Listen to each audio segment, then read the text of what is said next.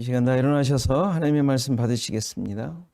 하나님의 말씀은 마태복음 23장 25절에서 28절 말씀입니다. 마태복음 23장 25절에서 28절 말씀 봉독해 드리겠습니다. 화 있을진저 외식하는 서기관들과 바리새인들이여, 잔과 대접의 겉은 깨끗이 하되 그 안에는 탐욕과 방탕으로 가득하게 하는도다. 눈먼 바리새인이여, 너는 먼저 안을 깨끗이 하라. 그리하면 겉도 깨끗하리라. 화 있을진저 외식하는 서기관들과 바리새인들이여, 회칠한 무덤 같으니 겉으로는 아름답게 보이나 그 안에는 죽은 사람의 뼈와 모든 더러운 것이 가득하도다. 이와 같이 너희도 겉으로는 사람에게 옳게 보이되 안으로는 외식과 불법이 가득하도다. 아멘. 새해가 밝았죠? 새해지만 달력에서 보여주는 새해일 뿐입니다. 이 세상은 새로운 건 없습니다. 늘 어제, 오늘, 내일. 26시간인가요, 오늘이? 어제 여러분들 48시간 지났습니까? 늘 똑같죠.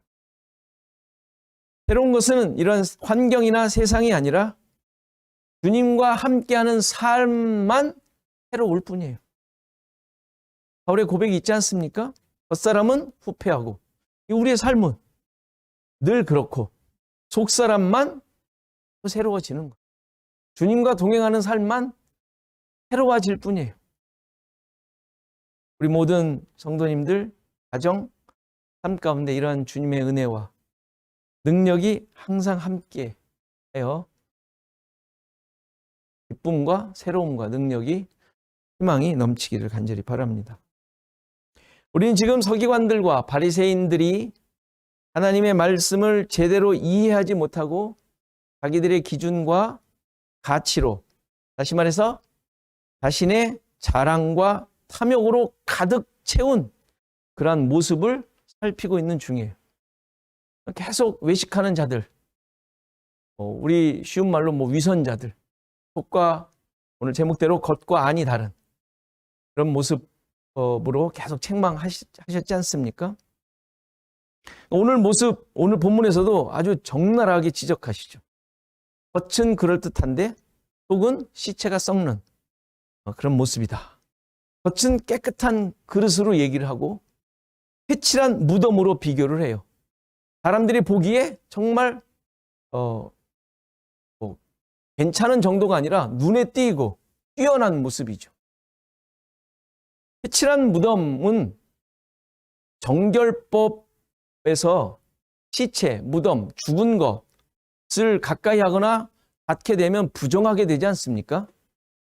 그래서 조심하도록 하기 위해 무덤을 회칠을 해놔요. 거기가 무덤이다 라는 것을 보고 조심하라고. 그거 닿거나 그것으로 인하여 부정하게 되지 않도록 하기 위해서 회칠을 하는 거예요. 그래서 그렇게 무덤은 밤에도 잘 보이도록, 그래도 야광이 있었는지 모르겠지만 아무튼 밤에도 잘 보이도록 했답니다. 혹시 성전을 가는데 그걸 모르고 지나가다가 부정하게 되면 성전에 제사를 못 드리게 되잖아요. 그러니까 그런 것들을 조심하게 하기 위해서 이렇게 회칠을 했다고 합니다. 그러니까 율법을 잘 지키려고 하다 보니까 충분히 할 수 있는 모습 아니에요?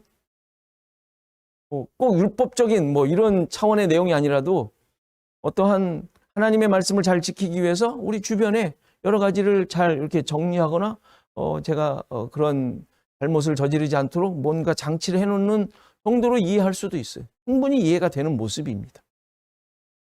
그러나 이들의 이러한 모습에 대해 예수님께서 책망하신 이유가 뭐예요?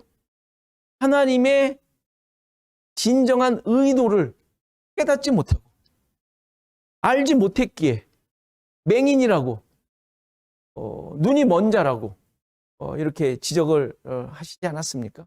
하나님이 아무리 율법을 잘 지키고 올바로 살고 사람들의 인정을 받는 것 같아도 하나님의 진의를 알지 못하면 눈먼 자일 뿐이에요. 그러니까 눈이 멀었다는 얘기는 어두움 가운데 있다라는 표현이에요. 그러니까 이게 뭐 장애를 가졌다라는 차원이 아니죠. 아직도 어두움 가운데 있다 이 말이에요. 아무리 말씀을 잘 지키고 부정하지 않으려고 애를 썼지만 이러한 애씀과 노력이 무용지물일 뿐이에요. 무용지물 정도가 아니라 아예 의미가 없는, 오히려 하나님을 대적하는, 하나님의 말씀을 대항하는 뭐 그런 모습이 되었던 것이죠. 참 이 아이러니라고 할 수 있죠. 하나님의 말씀을 잘 따른다고 애를 쓰는 모습이지만 지금 계속되는 지적들처럼 바리새인이나 서기관들의 모습이 되어버리고 마는 거예요. 우리가 잘 알듯이 이들은 우리가 하도 성경을 많이 봐서 못된 사람들이고 정말 하나님을 예수님을 죽인 장본인들이니까 아주 못된 자들이라고 생각할 수도 있지만 그들은 많은 사람들로부터 추앙을 받던 사람들이에요. 그 경건함은 지금의 우리 신자들보다도 훨씬 뛰어났죠. 존경받는 인물이었고 어른들이며 선생이고 지도자들 아니었습니까? 누구보다도 말씀을 잘 알았고 그 말씀대로 살던 자들이었죠. 누가 봐도 하나님의 백성이며 하나님의 사람들의 모습이었지만 그들은 예수님의 책망을 들어야 했습니다. 겉만 번들을 하고 속은 썩었기 때문이죠. 이런 위선적이고 불법을 행하는 모습, 왜, 무엇 때문에 이렇게 지적받을 수밖에 없었을까요? 외식이라는 단어는 연극 배우라는 의미예요. 본래 자기가 아닌 다른 역할을 보이는 모습이라는 뜻이죠. 외식이라는 의미가, 단어가. 그러니까 바리새인들은 하나님의 말씀을 가지고 연극을 하는 모습이 된 거예요. 하나님 앞에서. 연극하는 사람들이 어떻게 해요? 그 시나리오를 얼마나 기가 막히게 표현합니까? 그렇죠. 그런데 본인이 아니잖아요. 진짜가 아니잖아요. 우리가 드라마 보면서 연극 보면서 감동도 하고 희노애락을 다 느끼지만 그 사람이 아니잖아요. 본인이 아니잖아요. 그러니까 지금 이 바리새인과 서기관과 이런 유대인들이 말씀 가지고 연극을 하고 있는 거예요. 참 놀랍지 않습니까? 특별한 목적이 있죠, 당연히. 그 연극을 통하여 뭘 하는 거예요? 무언가 자기의 그 표현하는 내용들을 전달하는 것이죠. 근데 자기가 아닌 거예요. 참 기가 막힌 표현 아닙니까? 외식이라는 단어가. 그러니까 하나님의 말씀을 가지고 하나님께서 의도하신 것을 본인이 자기의 전체로 드러내는 것이 아니라 가장된, 그냥 표현하는 정도로 연극 배우가 된 이런 모습이 외식이라는 단어가 의미하고 있는 바입니다. 앞서 성전이나 제물, 11조를 말씀드렸지만 그것 자체가 의미 있는 것이 아니라 그랬어요. 그거를 아무리 기가 막히게 표현한들 하나님의 진의가 본인에게, 자기에게 들어있지 않으면 의미가 없는 거니까. 결국 하나님의 뜻하신 바 뭐였죠? 정의, 긍휼, 믿음. 예수 그리스도의 십자가로 말미암아 온전하게 이루어진 거. 예수 그리스도로 말미암아 드러내시려고 하나님께서 의도하셨던 거. 그러니까 이것이 그런 제단이나 성전이나 11조 등등 이 모든 그들이 지켜야 하는 율법적인 내용들을 통하여 잘 드러나고 그것이 하나님께 드려진 바가 되어야 되는데 그렇게 하도록 하기 위해서 하나님께서 주신 장치란 말이에요. 장치. 그러니까 그것을 통하여 하나님의 뜻하신 바, 예수를 잘 믿는 거예요. 예수를 믿으라고 주신 거예요. 예수를 믿으라고. 그런데 그것들이 예수를 믿게 하는 것이 아니라 자기의 종교적 목적을 위한 수단이 되었어요. 자신의 의로움, 자기가 그것을 얼마나 잘하는지를 드러내는 수단이 되어버렸어요. 이상하게 바뀐 것이죠. 연극인 거예요. 연극을 보면서 뭐라 그래요? 제가 연극을 해요. 야, 저 박종천 기가 막힌 성격을 갖고 있는데 이렇게 말하진 않잖아요. 내가 연극을 했다면. 그렇죠? 그러니까 그렇게 된 거예요. 이 유대인들의 율법 행함이. 그러니까 우리 신자들에게도 잘 돌아봐야 합니다. 우리의 신앙의 모습을 잘 돌아보셔야 돼요. 정말 하나님의 뜻을 따른 것인가? 우리의 모습이. 아니면 그냥 내 열심인가? 내가 드러내려고 하는 것들인가? 뭐 열심으로 하나님을 섬기는 신앙적인 것을 말하는 게 아니에요. 내가 주인이 된, 내가 자랑이 되는, 내가 인정받게 되는 이런 마음에서 열심을 낸 종교 행위, 이것을 말하는 것이죠. 이것을 외식이라고 하는 것입니다. 단순히 겉과 속이 다르다라는 차원의 내용이 아니라 앞뒤가 그럴듯해요. 앞에서 봐도 그렇고 실제로 말씀을 잘 행하는 것 같아요. 그런데 실제 목적과 의도가 다른 것이죠. 그게 우리의 신앙의 모습 속에서도 충분히 드러날 수 있다는 사실. 3절에서 지적했듯이 말만 하고 행하지 않는다 그랬어요. 그들이 말만 하고 행하지 않는데요. 행하지 않았습니까? 아니요. 그들은 모든 걸 다 행했어요. 아니, 더 잘 행하려고 했지 않습니까? 그런데 예수님께서 뭐라 그래요? 행하지 않았대요. 말만 하고. 이 말이 무슨 말이에요? 그들이 행한 거를 예수님께서 인정해주지 않았다는 얘기죠. 인정해주지 않는다는 얘기예요. 그들의 행함은. 앞에 우리가 7절 그 산상수훈할 때 나왔죠. 나더러 주여 주여 하는 자들이 있었잖아요. 뭐라 그래요? 주의 이름으로 선지자 노릇도 하고 귀신도 쫓아내고 많은 권능을 행했다고 해요. 주의 이름으로. 근데 주님이 뭐라 그래요? 너희를 도무지 알지 못한다? 불법을 행하는 자들아, 이렇게 얘기를 해요. 불법을 행하는 자들아. 아니, 주님의 이름으로 온갖 권능 다 행했어요. 귀신을 쫓아냈다고요, 귀신을. 그런 분들 많죠? 주님의 이름으로, 주님의 이름을 가지고 그걸 누가 불법을 행하며 주님이 모른다고 얘기할 수 있겠냐고요. 그런 사람들 많은데. 그런데 예수님이 책망하셨어요. 왜 그랬죠? 자기들이 다 기억하고 있어.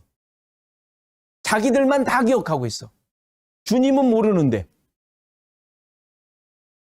무슨 차이인지 아시겠죠? 바리새인들이 지금 한 거예요. 자기가 한 거 자기 자랑, 훈장 달았다는 얘기죠. 훈장 쫙 달려있잖아요. 어디 보면. 그럼 거기에 요 훈장은 무슨 훈장? 다 할 거 아니에요. 그거. 요거는 뭐 했을 때 받았고, 요건 뭐 했을 때 받았고. 다 자기가 계산하고 있었던 것이죠. 근데 주님은 몰라. 이거 어떻게 된 거예요? 자기 의로 했단 얘기예요. 자기 의로. 그걸 주님께서 지금 말씀하신 대로 도무지 난 모른다. 불법을 행하는 자들아. 다 했는데, 모든 걸 다 했는데, 말씀대로 다 했고, 말씀의 능력 완전히 드러냈는데 불법을 행했답니다. 우리의 모습이 이럴 수 있다는 거예요. 늘 점검하지 않으면 우리는 이런 대로 자연스럽게 가요. 왜? 잘하는 걸 이게 숨겨지지가 않거든요. 열심으로 섬기며 말씀대로 살았는데 알지 못한다. 불법을 행하는 자.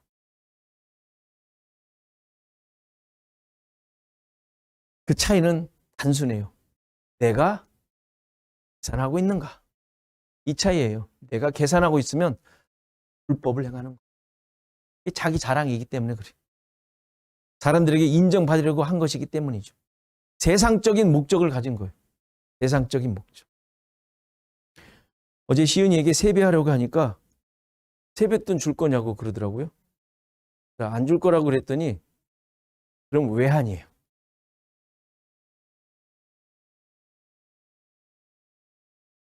이 신앙생활이 이런 식이 되면 안 되죠. 애니까. 근데 우리가 신앙생활도 그렇게 하면 안 되잖아요. 예수를 믿었더니 문제가 해결되고 병이 낫고 모든 것이 잘 되고 기도 응답대로 원하는 거 기도했더니 다 이루어졌대. 근데 만일에 그게 없다면 그럼 왜 예수를 믿어? 이럴 사람 혹시 계세요? 근데 많은 사람들이 그러던데요. 불법을 행하는 자들이죠. 외식하는 자들이죠. 만일 여러분 자신의 모습에 대해 하나님께서 인정해 주시지 않는다고 할 때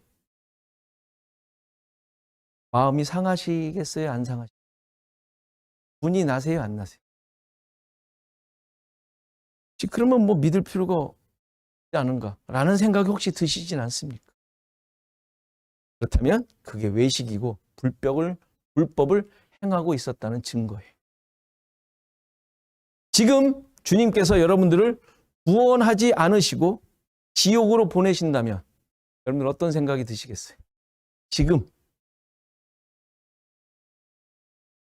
진리를 아는 신자는 아무 말도 하지 않습니다.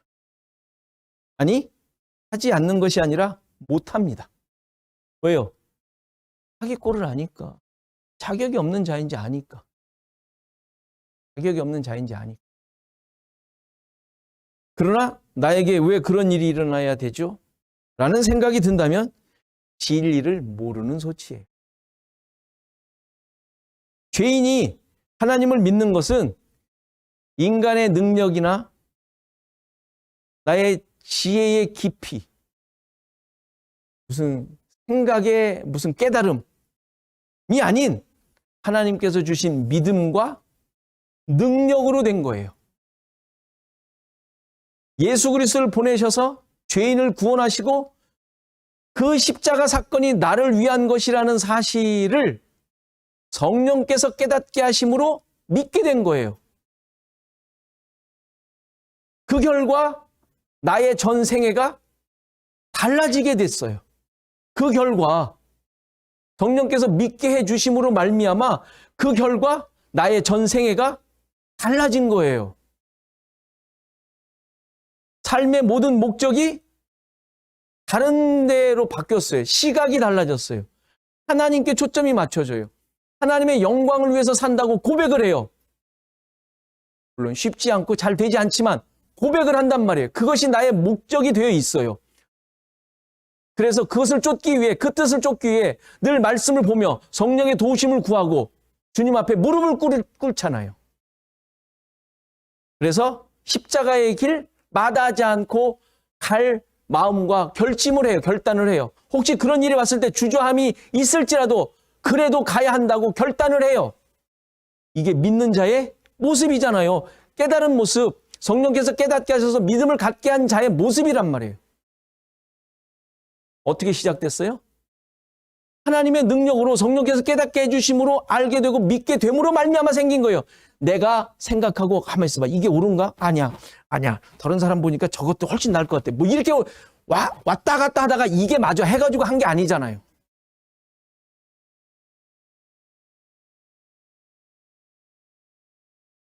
따라서 우리의 모든 삶의 진짜는 이렇게 하나님께서 깨닫게 해주신 믿음에 있지, 안에 있지, 안에 계신 성령께서 역사하시는 그 능력에 있지, 우리 안에 있는 예수 그리스도의 보혈의 능력에 있지, 겉에 지금 우리가 살고 있는 이런 모습에 있는 것이 아니에요. 그런데 많은 신자들이 겉에 신경을 많이 쓰죠. 내가 만족해야 하는, 내가 원하는 것을 찾는 것도 있겠지만 남들의 시선을 의식한 경우도 참 많아요. 더 많을 수도 있어요. 신앙생활에서 더욱 그렇죠. 그래서 나의 나타나는 겉모습으로 나를 만들려고 해요. 어떻게 하느냐? 예수를 믿은 폼이 좀 드러나도록 해요. 그래서 제가 늘 말씀드리지만 간증을 잘해야 되는 거예요. 이 예수 믿음 폼처럼 될 수 있어요. 예수를 믿었더니 근사하게 됐다라는 것이죠. 그것으로 나의 가치를 만들어 가려고 그래요. 신자의 가치를. 좋은 가문이 가치가 되기 쉬워요. 좋은 가문.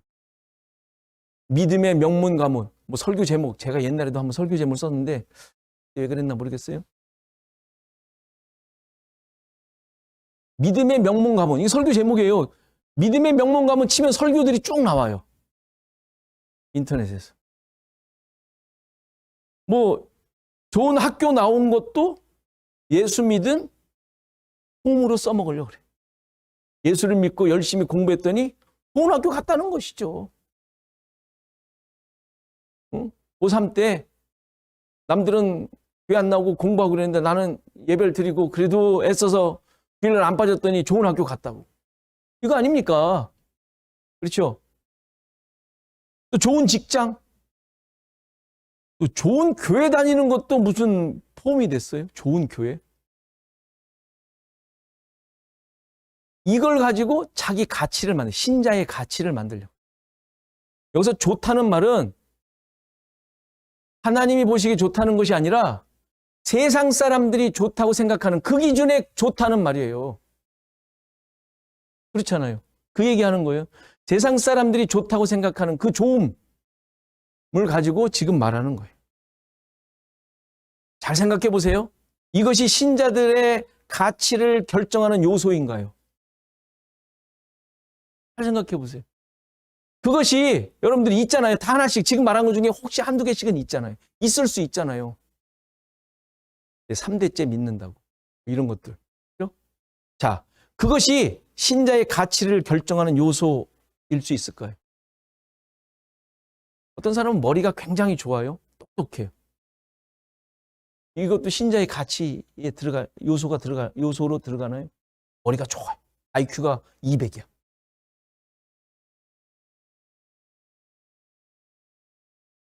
여러분들 건강이 기가 막혀요. 걷더니 뭐 한 200살은 살 것 같아요. 이게 신자의 가치의 요소 중에 하나일까요? 뭐 부, 명예 이런 것들이 신자의 가치를 결정하는 요소일 수 있을까요? 일 수 있을까요?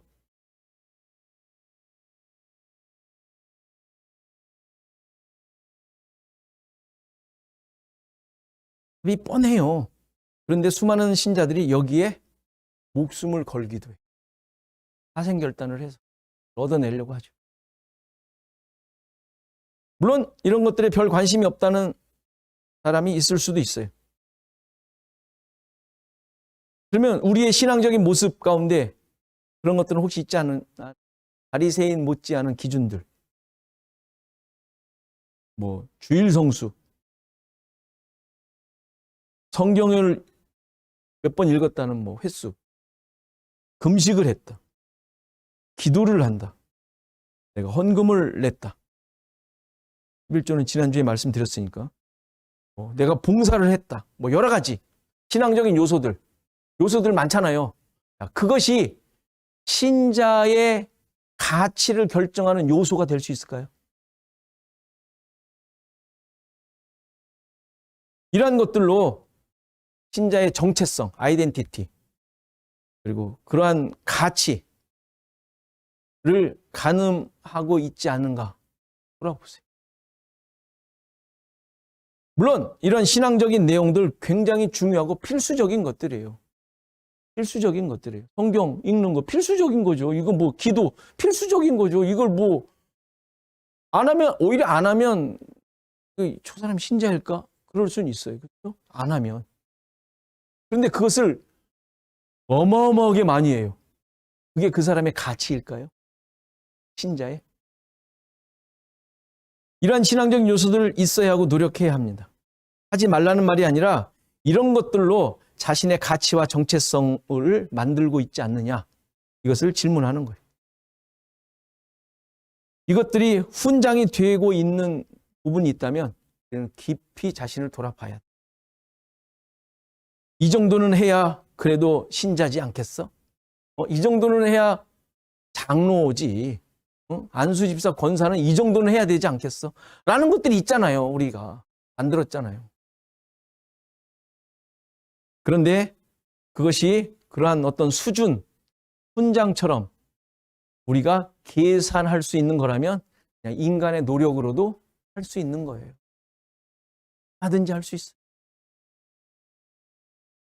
인간의 노력으로 할 수 있는 거라면 아쉽지만 은혜는 아니에요. 오히려 보상이고 대가일 뿐이에요.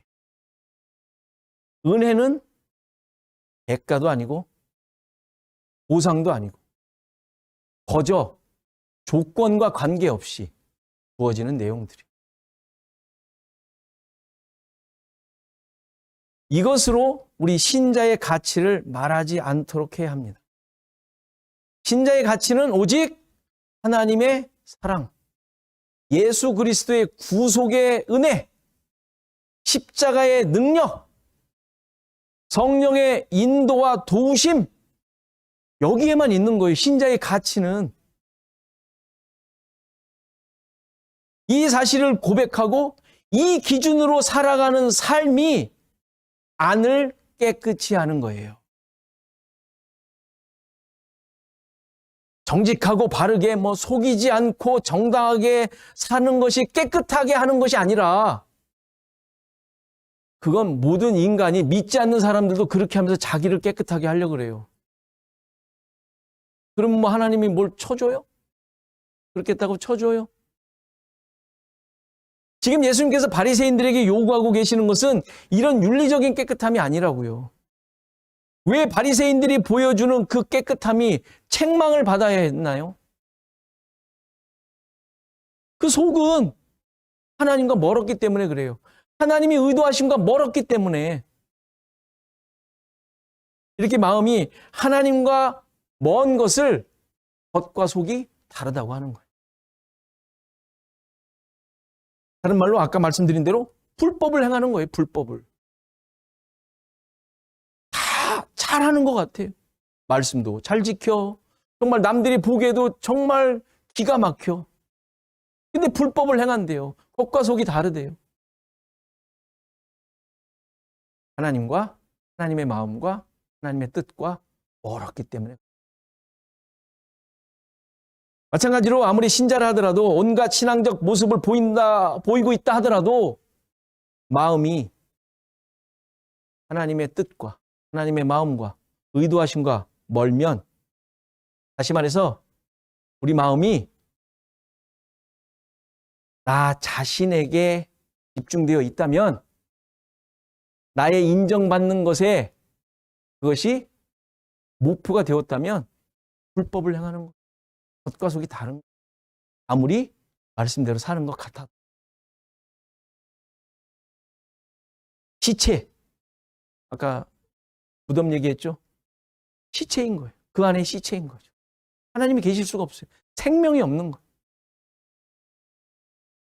신자의 깨끗함의 근거는 신앙적 행위에 있는 것이 아니라 하나님의 은혜의 근거예요. 주님의 이름으로 불법을 행한 자들은 이들의 모습이 행위의 근거였기 때문에 그래요. 내가 주의 이름으로 뭘 했다? 뭘 했대요? 다! 뭐 했대? 뭐 그렇게 중요해요? 했다는 게? 성도들이 거기에 빠지기 쉬워요. 뭐 한 거, 뭘 하고자 하는 거.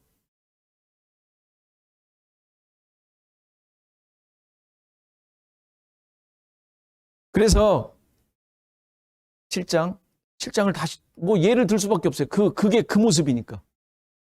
그래서 그렇게 불법을 행한 자들이라고 야단을 치시면서 어떻게 결론을 맺어요? 7장 마지막이? 기억나세요? 7장 마지막이 뭘로 결론을 맺는지?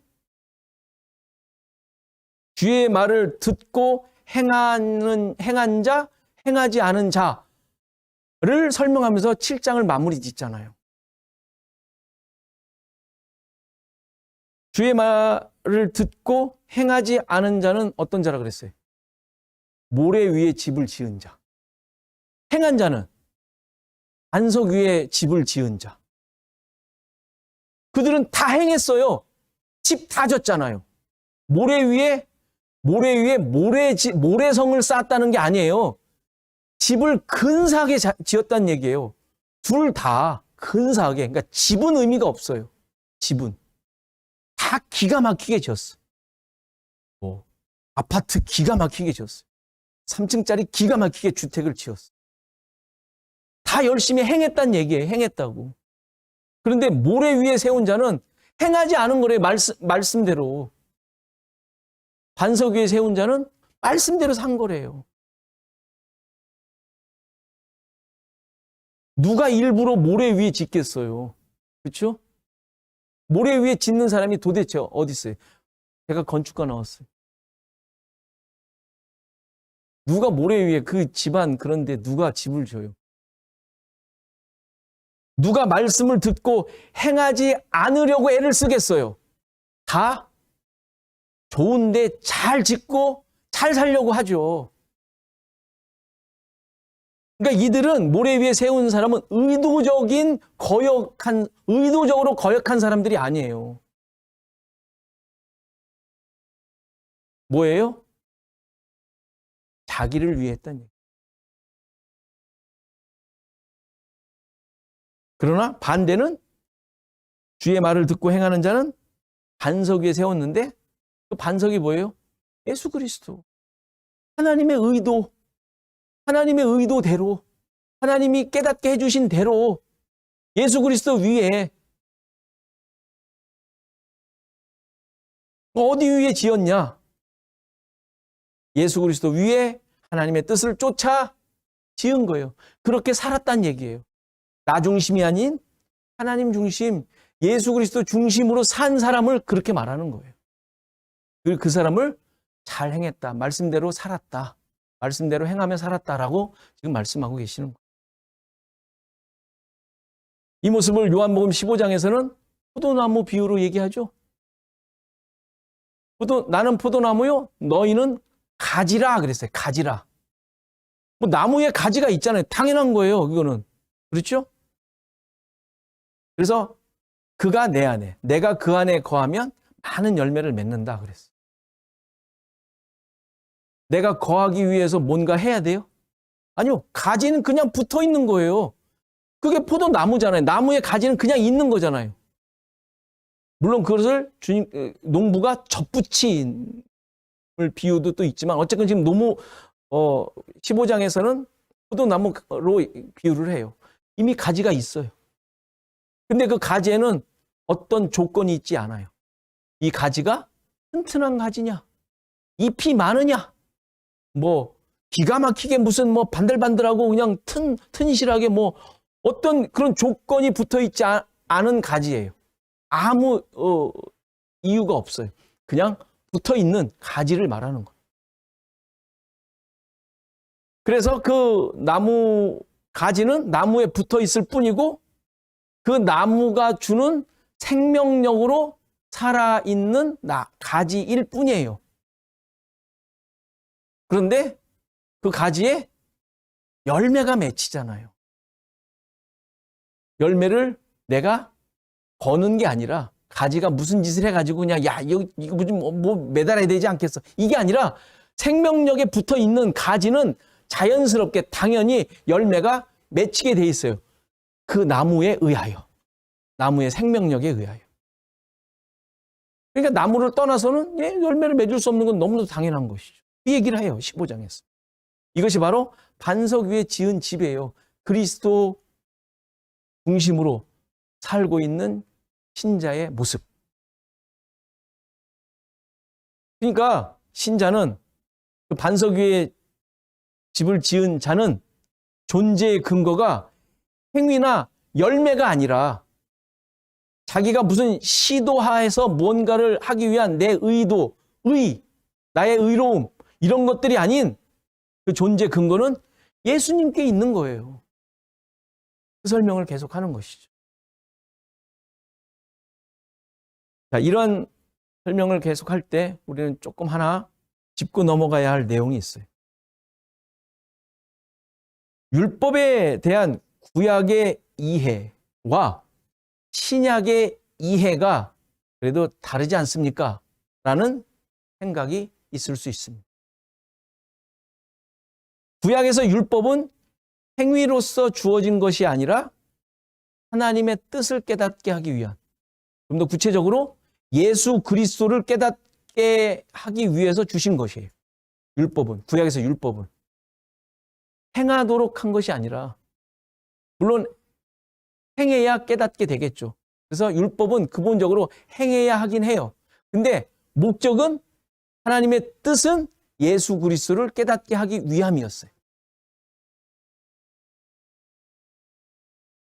그리고 신약에 와서 이 율법은 하나님 나라 백성들의 삶의 방식으로 잘 행하도록 해야 하지 않은가 하는 또 생각이 생길 수 있죠. 구약의 율법도 행해서 예수 그리스도를 깨닫게 하고, 신약에서 율법 역시 하나님 나라 백성으로서 잘 행해야 하는 내용으로 이해할 수 있지 않습니까? 맞죠? 분명히 맞아요.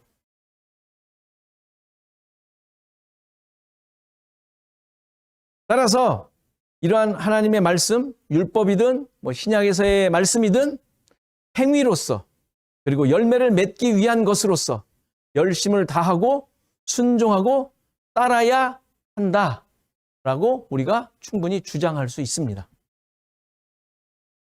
여러분들 어떻게 생각하세요? 그렇죠? 그렇게 생각할 수 있지 않습니까? 분명히 일리 있는 말이에요.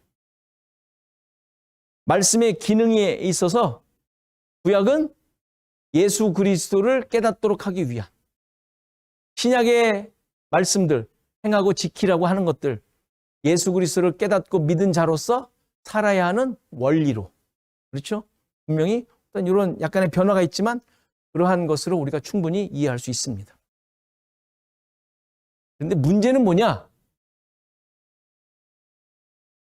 거기까지 그렇게 이해하고 잘 적용하는 건 오케이. 그런데 문제가 뭐냐? 신약의 성도들이 말씀을 따라 사는 것에 대해 율법과 같이 동일한 잣대로 사용한다는 데 문제가 있는 거예요. 다시 말해서 말씀이 율법화되어 버리는 거예요. 앞에서 말씀드린 대로 그 말씀대로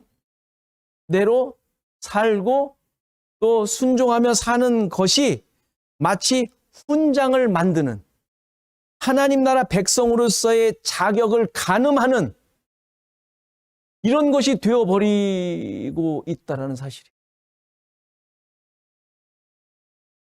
무슨 얘기 하려고 그러는지 아시겠죠? 당연히 말씀을 따라 순종해야 해요.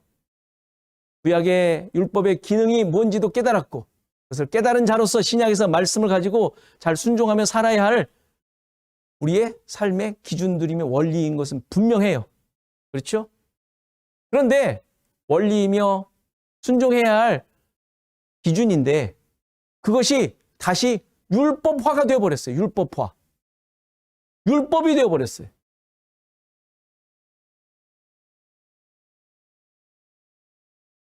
그래서 말씀을 따라 사는 것을 보고, 좀 더 쉽게 말해서 저 사람의 신앙생활을 보며 뭐라 그래요? 하나님 나라 백성인가? 하나님 나라, 저러면 하나님 나라 백성 아니지. 저러면 저 구원받은 사람이겠어? 구원받지 않았다고 난 생각해. 이런 식으로 구분하는 판단의 기준이 되어버렸어요. 아니, 하나님 나라 백성 되는 것이 은혜로 되었다고 그렇게 고백하는 사람들이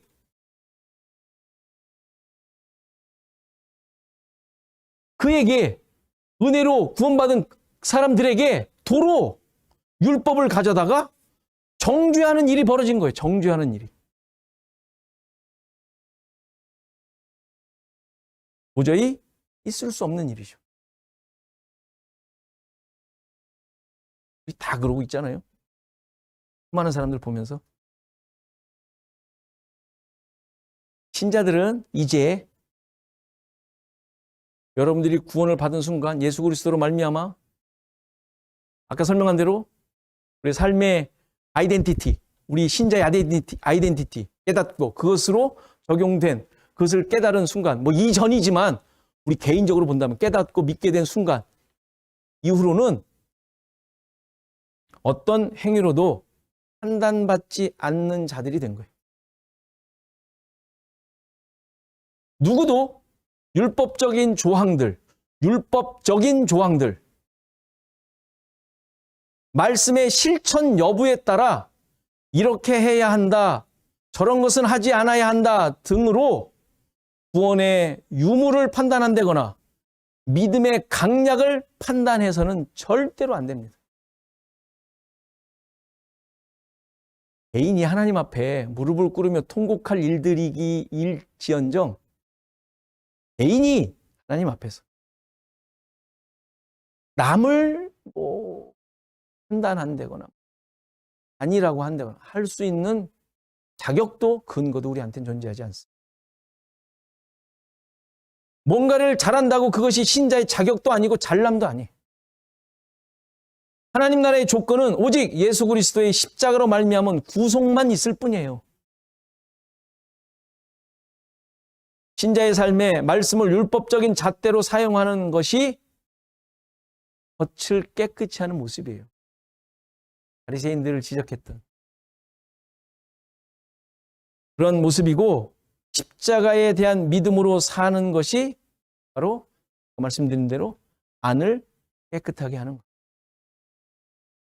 신자들은 안을 깨끗하게 함으로 겉을 드러내는 삶을 사는 자들이. 그렇죠? 그게 나의 힘과 내가 무슨 어떤 노력을 하여 만들어지는 삶의 내용이 아니란 말이에요. 너희는 세상의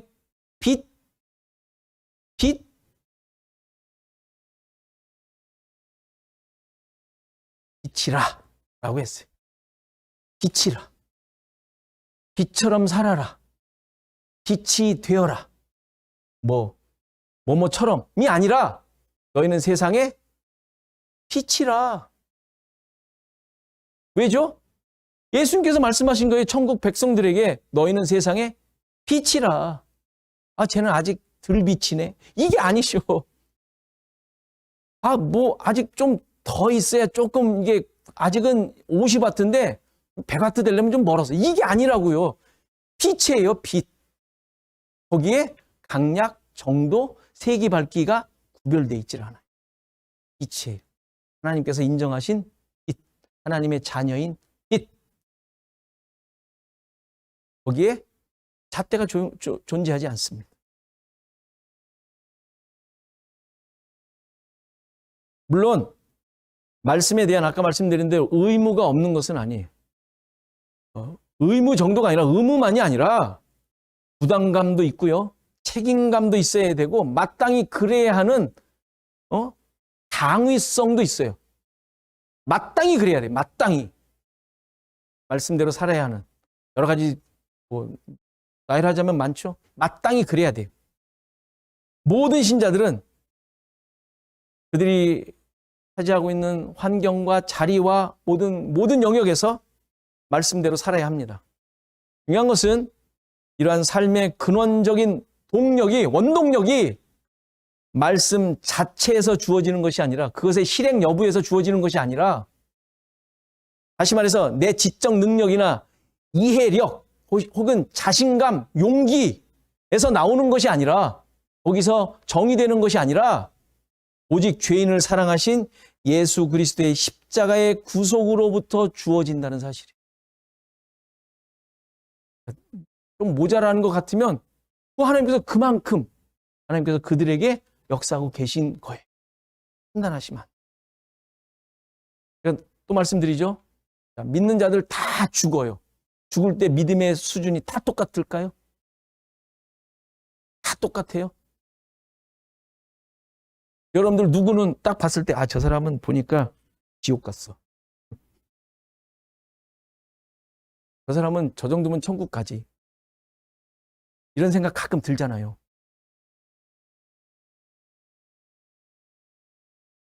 그런데 구원받은 자라면 우리가 보는 수준과 하나님이 인정하시는 내용과는 완전히 달라요. 그들은 100점짜리로 돌아가신 거예요. 100점짜리로. 하나님이 인정하시는 하나님의 백성으로, 하나님 나라 백성으로 데려가신 거라고요. 하루 믿었냐? 뭐 성경을 100번 읽었냐? 아무 상관없이 하나님이 100점이 되니까 데려가신 거예요. 뭐 어떤 과정이 있었는지 그건 우리가 알 수가 없잖아요. 어쨌건 하나님은 100점짜리로 데려가셨어요. 우리가 아무리 차이가 나는 것 같이 보이더라도. 마찬가지예요. 지금 우리 살고 있는 모든 자들에게도 똑같습니다. 하나님께서 지금 그에게 허락하신 성격과 삶과 모든 영역에서 그 정도 지금 역사하고 계신 온전하신 양만큼이에요. 하나님께서 인정하신. 우리가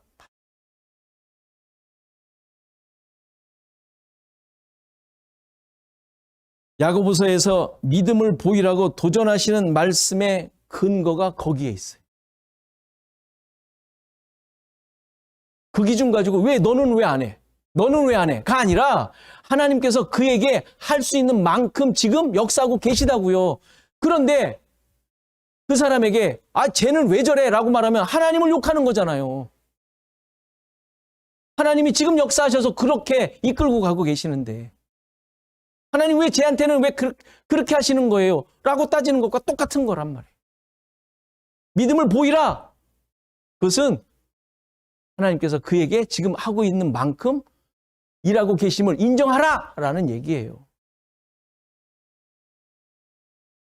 예수님께 붙어 있는 자는 말씀에 순종하며 지금 살고 있는 자예요. 지금 열매를 맺으려면 2년 더 있어야 돼. 그러나 가지에 나무에 붙어 있고 그 생명력으로 살아가고 있는 중이에요. 누구는 30년 걸릴 수도 있잖아요. 2022년도 밝았습니다. 저도 말씀드린 대로 새해라고 새로울 것이 따로 있는 것은 아니에요. 이 세대를 본받지 말고 오직 마음을 새롭게 함으로 변화를 받아. 오직 마음을 새롭게 함으로 변화를 받아. 그 마음이 어떤 마음이겠어요? 하나님의 의도하신 바. 주님의 함께 하심. 변화를 받아 하나님의 선하시고 기뻐하시고 온전하신 뜻이 무엇인지 분별하며 사는 것. 이것이 안을 깨끗하게 하고 새로운 삶을 사는 모습. 우리도 예수 그리스도와 함께 하나님의 뜻을 따라 여러분들에게 주어진 삶을 살아내시는 시애틀 주원학교의 모든 성도들이 되시기를 간절히 바랍니다.